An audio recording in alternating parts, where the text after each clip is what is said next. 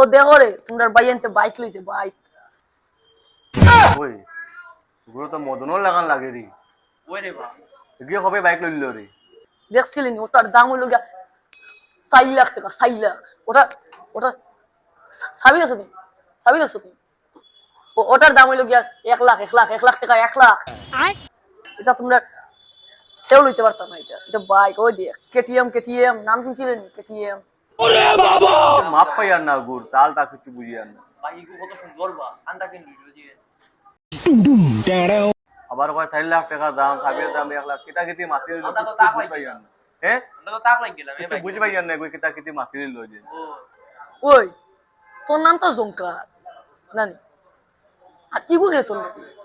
ওই রে বেটা আমি তো জঙ্কার তুই তো মদন নাই রে তোরা তো চিনা জান না এখন তুই যেন কি রকম হইছস তো জুলা রে কি